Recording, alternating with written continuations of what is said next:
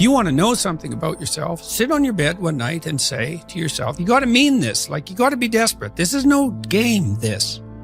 It's like, my life is not everything I want it to be, and perhaps it's not everything that I need it to be. And by need, I mean my life is so unbearable that the suffering that's attendant upon that is make me nihilistic, cynical, bitter, resentful, homicidal, genocidal, unable to have a good relationship, prone to punish people for their virtues because of my jealousy, driving the proclivity to see evil everywhere except within my own heart. Like, these are problems, man.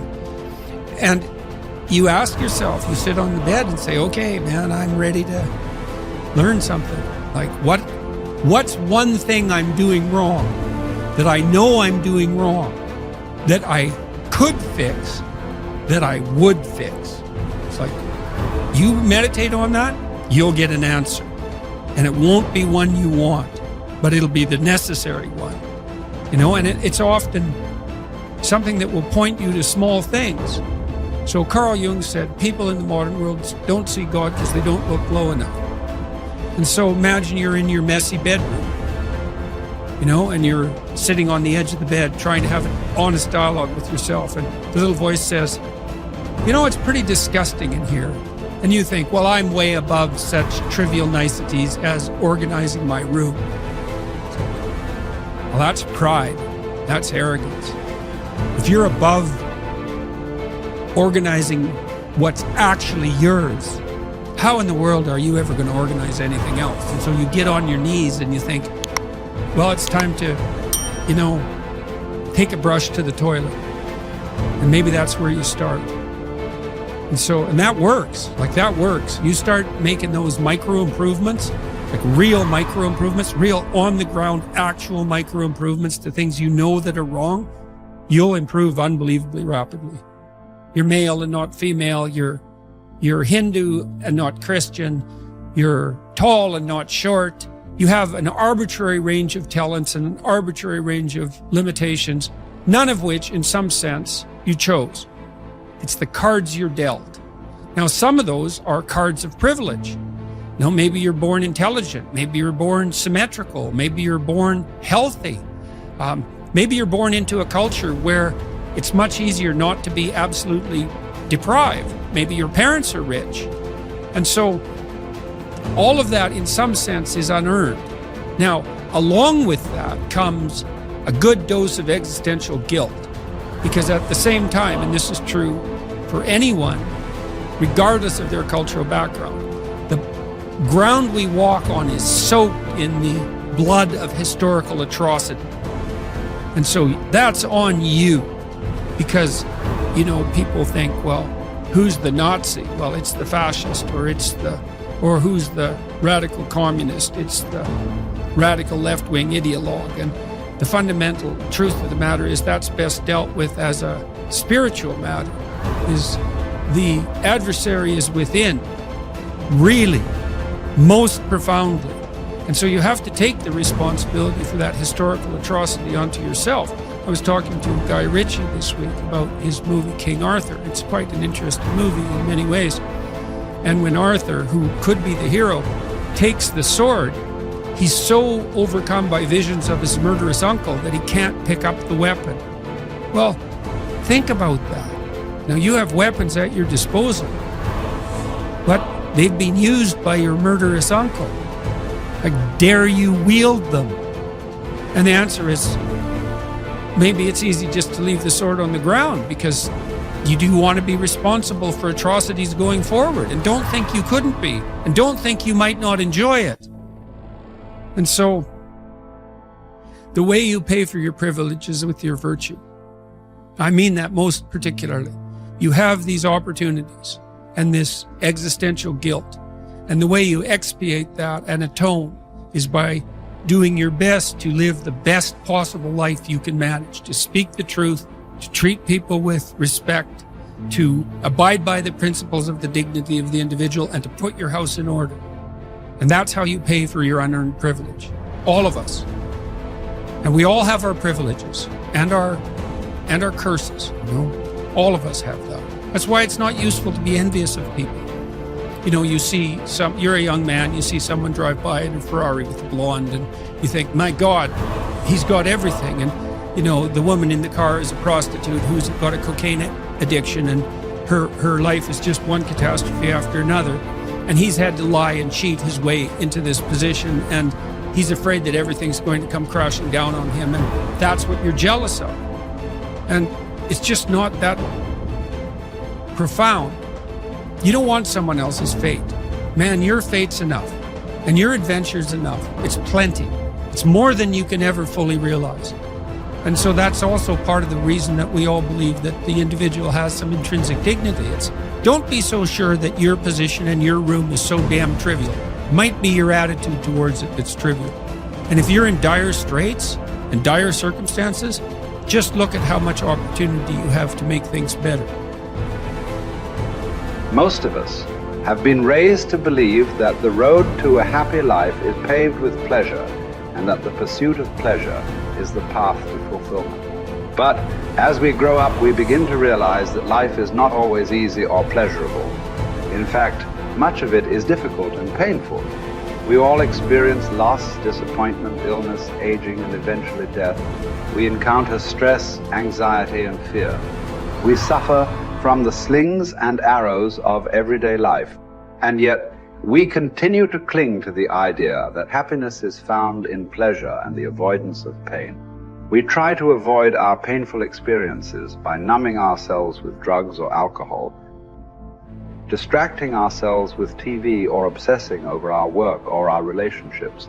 But the more we try to avoid the basic reality that all human life involves pain, the more we are likely to struggle with that pain when it arises, thereby creating even more suffering. The truth is that happiness is not found in the avoidance of pain, but in the willingness to face and accept our pain. It is in the willingness to experience our painful thoughts and feelings, to acknowledge them without judgment, and to take action in line with our values and goals. It is in the willingness to be present in the moment, to connect with our senses and our environment, and to find joy and meaning in the simple things in life. One cannot experience meaning in life without discovering the meaning of suffering. The meaning of suffering. Unavoidable and inescapable suffering alone, of course, can be the deepest possible meaning. The art of being human is learning how to deal with those painful moments. These moments require an attitude of inner willingness to suffer, while remaining in touch spiritually with one's own extended dimension. When this inner struggle becomes calm, one can experience how the lower somatic and psychological dimensions influence the higher spiritual dimension, but do not produce or cause it. One can discover despair despite success and fulfillment despite failure. The pessimist resembles a man who observes with fear and sadness that his wall calendar, from which he daily tears a sheet, grows thinner with each passing day. On the other hand, the person who attacks the problems of life actively is like a man who removes each successive leaf from his calendar and files it neatly and carefully away with its predecessors after first having jotted down a few diary notes on the back. He can reflect with pride and joy on all the richness set down in these notes, on all the life he has already lived to the fullest. What will it matter to him if he notices that he is growing old? Has he any reason to envy the young people whom he sees, or wax nostalgic over his own lost youth? What reasons has he to envy a young person for the possibilities that a young person has, the future which is in store for him? No. Thank you, he will think. Instead of possibilities, I have realities in my past. Not only the reality of work done and of love loved, but of sufferings bravely suffered. These sufferings are even the things of which I am most proud, although these are things which cannot inspire envy. Don't aim at success. The more you aim at it and make it a target, the more you are going to miss it. For success, like happiness, cannot be pursued. It must ensue, and it only does so as the unintended side effect of one's personal dedication to a cause greater than oneself, or as the byproduct of one's surrender to a person other than oneself. Happiness must happen, and the same holds for success. You have to let it happen by not caring about it. I want you to listen to what your conscience commands you to do and go on to carry it out to the best of your knowledge. Then you will live to see that in the long run. In the long run, I say, success will follow you precisely because you had forgotten to think about it. For the first time in my life, I saw the truth as it is set into song by so many poets, proclaimed as the final wisdom by so many thinkers. The truth. That love is the ultimate and highest goal to which man can aspire. Then I grasped the meaning of the greatest secret that human poetry and human thought and belief have to impart. The salvation of man is through love, and in love, love is the only way to grasp another human being in the innermost core of his personality. No one can become fully aware of the very essence of another human being unless he loves him. By his love, he is enabled to see the essential traits and features in the beloved person. And even more, he sees that which is potential in him, which is not yet actualized, but yet ought to be actualized. Furthermore, by his love, the loving person enables the beloved person to actualize these potentialities. By making him aware of what he can be and of what he should become, he makes these potentialities come true. It did not really matter what we expected from life, but rather what life expected from us. We needed to stop asking about the meaning of life, and instead think of ourselves as those who were being questioned by life. Daily and hourly, our answer must consist not in talk and meditation, but in right action and in right conduct.